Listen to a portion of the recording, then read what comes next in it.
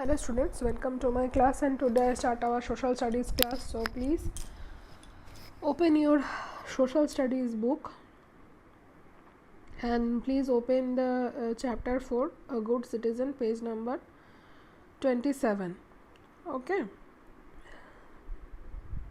So today's lesson is chapter 4, A Good Citizen, page number 27, 28 and 29. Okay. Please open your book, chapter 4, A Good Citizen. Chalo, let's start. So first of all, you can see A Good Citizen, chapter 4, page number 27.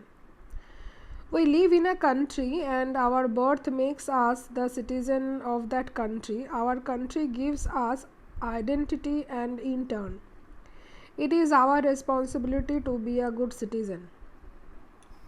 तो हमने ऐसी देश पर हमने जन्म लिया है, एक देश का हम सिटीज़न है. सिटीज़न मतलब नगरवासी. सो सिटीज़न तो जिस देश में हम रहते हैं वो देश हमें आइडेंटिटी देते हैं कि हम उस देश के वासी हैं, और उस दौरान हमारी कुछ रिस्पॉन्सिबिलिटी भी होती है एक अच्छे नागरिक के तौर पर. Okay. So a good citizen मतलब एक अच्छा नागरिक should be aware of his duties or responsibilities. He should know that he can exercise his rights only when he fulfills his responsibilities. तो अच्छे नागरिक को ये ख्याल रखना चाहिए अपने ड्यूटी और अपने रिस्पॉन्सिबिलिटी के बारे में, और ये भी उनको जानना चाहिए कि उनका अधिकार भी तभी होता है जब वो अपना रिस्पॉन्सिबिलिटी फुलफ़िल करते हैं. So what is the responsibilities of a good citizen? So here are some important responsibilities that a good citizen should fulfill. First of all, voting in election. Election में वोट देना चाहिए. India is a democratic country where we choose our government through elections. In a democratic country like India, all citizens who have completed 18 years of age can vote. जो भी 18 साल की उम्र हो जाती है उनको वोट देना चाहिए, क्योंकि हमारे जो कंट्री है India, that is the democratic country, मतलब गणतांत्रिक. हम चुनते हैं कि हमारे ऊपर कौन मतलब हमारा कौन नेता होगा, वो हम चुनते हैं. जैसे कि अभी वेस्ट बंगाल में अभी वोट गया हमारा. So therefore a responsible citizen should understand that importance of voting. He should assess the qualifications and oath of a candidate contesting for elections before choosing to vote for him or her. In recent years,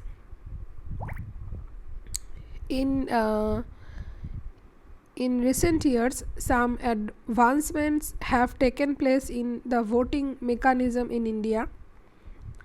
Earlier, voting was done through ballot papers. तो पहले क्या होता था, voting होते थे ballot paper से, मतलब हम पेपर में एक चिन्ह होता था, उन पे हम थप्पा मारते थे और एक बॉक्स में डाल देते थे. Today it is done through the electronic voting machines. तो अभी होता है EVM मशीन से, मतलब इलेक्ट्रॉनिक वोटिंग मशीन. EVM से होता है, हम जाते हैं देखते हैं कि मतलब बहुत सारे पिक्चर्स होते, मतलब आइकॉन वगैरह होते हैं. तो वहाँ पे जाके जो भी आइकॉन हमें पसंद होता है हम वहाँ पे जाके क्लिक कर देते हैं, बटन प्रेस कर देते हैं, तो वोट हो जाता है. A good citizen should understand that we can develop the country and bring about a change only when we vote and make the right candidate our leader. तो तभी हम मतलब जो राइट कैंडिडेट है, जो मतलब सही कैंडिडेट होता है, हम उनको ही चुनते हैं as a leader. Exercising the voting power is an important responsibility of every citizen. तो वोट बहुत ही और वोटिंग पावर बहुत ही इम्पॉर्टेंट रिस्पॉन्सिबिलिटी होता है हर नागरिक हर नागरिक को। Caring for public and private property, so private and public property पर केयर करना चाहिए। In general sense private property means property that is owned by an individual or institution. So generally private property का मतलब क्या है, जो एक property किसी और का है, किसी इंडिविजुअल एक का है और किसी इंस्टीट्यूशन का है। जैसे कि प्राइवेट स्कूल किसी एक का है, प्राइवेट कॉलेज, ऑफिस किसी एक का प्राइवेट प्रॉपर्टी है। अ फैमिली और the land on which it stands are private property. जिस लैंड पर होता है, होम बोलो लैंड बोलो, तो वो प्राइवेट प्रॉपर्टी होता है। No one outside the family has a right on that property, किसी और उस फैमिली से बाहर कोई और का राइट नहीं होता है उस प्रॉपर्टी पर और संपत्ति पर। Similarly your books, bag, uniform, dress etcetera are your private property. जैसे कि तुम्हारे बुक्स, बैग, यूनिफॉर्म, ड्रेस सब तुम्हारे प्राइवेट प्रॉपर्टी है। They belong to you and only you have the right over it, तो वो तुम्हारे साथी है और उसके ऊपर तुम्हारा ही अधिकार है। On the other hand the public property means property that belongs to everyone. For example, schools, parks, buses, roads, bridges, hospitals which have been established by the government are public property. So public property means होता है कि वो property, वो संपत्ति जो सबका है, सब पे उसका अधिकार है और जो सरकार ने बनाई हुई है, जैसे कि school, parks, buses, roads, bridge, hospital etcetera.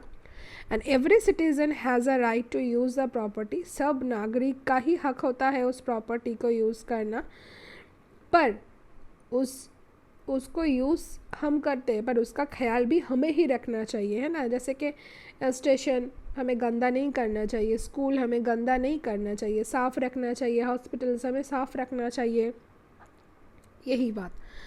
So let us see the main points of difference between a private property and a public property. So private property and public property का जो डिफरेंस है वो देखो। A private property is owned by an individual और his family. A public property is owned by the government and belongs to the public in general. Only the owner of the private property has right over it. Every citizen of the country has right over the public property. तो ये सारे जो भी description में हमने पढ़ा उसका ही 3 point करके डिफरेंशिएशन किया हुआ है। If you look around, you will observe that there is public property of different types and each needs special attention. Let us see some public property. So public property के बारे में हम जानते हैं, चलो, like roads, railways, parks, etc. Some properties like roads, bridges, railways, public transport, parks, etc. belong to all of us. They are said to be a nation's property and we pass it from one generation to another. Therefore it is important to protect and care for them. तो ये जो roads होते हैं, bridges, railways, public transport etcetera, तो ये सभी का property होता है और ये एक जनरेशन के बाद दूसरे जनरेशन भी उसको यूज़ करते हैं। तो ये इम्पॉर्टेंट है कि उसका जो प्रोटेक्शन, उसका केयर हमें रखना चाहिए। People should not damage public properties like buses, trains, etc. during riots or to show their anger against any political issue. तो जो भी पॉलिटिकल इशू होता है तो उसका गुस्सा किसी बस या फिर ट्रेन इसके ऊपर ना दिखाए, क्योंकि वो पब्लिक प्रॉपर्टी है, सरकार की है, उसको डैमेज मत कीजिए। Roads should not be littered with garbage. तो रास्ते को कचरा फेंक के गार्बेज मत बनाइए, मतलब कचरा फेंक के उसको गंदा मत कीजिए। Damaging public transport by tampering seats और scribbling on their metallic bodies is a bad practice. तो अगर किसी पब्लिक ट्रांसपोर्ट जैसे कि बस, ट्रेन, कोई मतलब लिख देते हैं ना, उसको उसके ऊपर लिख देते हैं, उसके ऊपर कुछ सीटें फाड़ देती है, तो ऐसा नहीं करना चाहिए। Parks should be kept clean. Plucking flowers or grass from the grass bed is a bad practice. तो पार्क्स भी क्लीन रखना चाहिए, वहाँ पे फूल नहीं तोड़ना चाहिए, घास नहीं छीनना चाहिए, ओके। तो अच्छी बात नहीं है। While traveling in trains or using platforms and stations, one should practice cleanliness. तो मैं अभी आप लोगों को बोल रही थी कि जो हम स्टेशन पे जाते हैं, प्लेटफॉर्म पे जाते हैं, तो गंदा नहीं करना चाहिए। हाँ, गार्बेज वहाँ पे नहीं फेंकना चाहिए। यूज़ नहीं होता है, ऐसे डस्टबिन होता है तो डस्टबिन में फेंक देना है हमको सब कुछ। अगर हम कुछ यूज़ कर रहे हैं, क्या कहते, खाने का रैपर, कोल्ड ड्रिंक्स के जो कैन होते हैं वो, कोल्ड ड्रिंक्स के जो बोतल होते हैं वो, तो वो हम इधर उधर ना फेंक के डस्टबिन में हमें फेंकना चाहिए, है ना। अभी जो कोरोना काल आ चुका है तो इसके ऊपर तो और भी साफ़ सफाई का ध्यान देना चाहिए, इधर उधर थूकना नहीं है। Schools and public libraries. The school property is made with the collective efforts of the school management and your parents. Therefore, we should protect it from all sorts of damage. You should keep the following in mind when using school property. तो school जो है public property, public libraries, तो ये सब public property है, तो इसको damage नहीं करना चाहिए, इसका ख्याल रखना चाहिए। सो फर्स्ट ऑफ ऑल जो पॉइंट्स दिया हुआ है देखो, never write on walls of the school building. School building में लिखना नहीं है।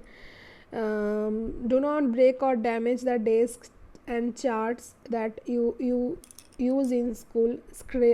Scribbling your name or making marks on it with a pointed sharp object is bad practice. कोई लिखता है ना बेंच में, कंपास से अपना नाम लिखता है, कुछ करता है, कुछ ड्रॉ करता है, तो ऐसा नहीं करना चाहिए, उसको डैमेज नहीं करना चाहिए। Do not tear off pages or pictures from the books of school library or any public library. School library बोलो, पब्लिक लाइब्रेरी बोलो, तो वहाँ का बुक्स कभी उसका पेज नहीं फाड़ना चाहिए। When in the school premises, save water and electricity, turn off the taps and switch off lights and fans when not in use. तो जब भी हम स्कूल में रहते हैं तो सेव वाटर और इलेक्ट्रिसिटी का सेव करना चाहिए। जब भी मतलब पानी का यूज़ हो चुका हो तो टैप को बंद करना, जब हम रूम से निकल जा रहे हैं तब लाइट और फैन का स्विच ऑफ करना, ये घर में भी हमें करना चाहिए और स्कूल में भी करना चाहिए। Keep your school compound and play ground clean. Do not litre garbage in the premises, use dustbin. School premises का ख्याल रखना चाहिए, प्ले ग्राउंड, स्कूल कंपाउंड, सब कुछ एकदम क्लीन रखना चाहिए और डस्टबिन यूज़ करना चाहिए। मैं अभी आप लोगों को बोल रही थी कि हाँ, जो भी कचरा हो हम डस्टबिन में फेंके, इधर उधर ना फेंके, रास्ते में भी नहीं फेंकना चाहिए, डस्टबिन में फेंकना चाहिए। If you borrow books from the school library, keep them safely and with care as you would do with your own books. तो जो भी हम स्कूल लाइब्रेरी से बोरो करते हैं तो उसका भी ध्यान रखना चाहिए, केयर करना चाहिए, जैसे कि हम अपने बुक्स को करते हैं। अपने बुक्स को भी संभाल के रखना चाहिए, कुछ पेज नहीं फाड़ना चाहिए, अच्छे से इस्तेमाल करना चाहिए, हाँ। और स्कूल की लाइब्रेरी बुक्स भी वैसे ही यूज़ करना चाहिए, ओके। सो आप ये तीनों पढ़ो, तीनों पॉइंट आप पढ़ो अच्छे से। नेक्स्ट डे हम और भी कुछ जानेंगे और एक्सरसाइज का भी क्वेश्चन आंसर करेंगे। ओके स्टूडेंट्स, आज के लिए इतना ही। So take care and goodbye and keep learning.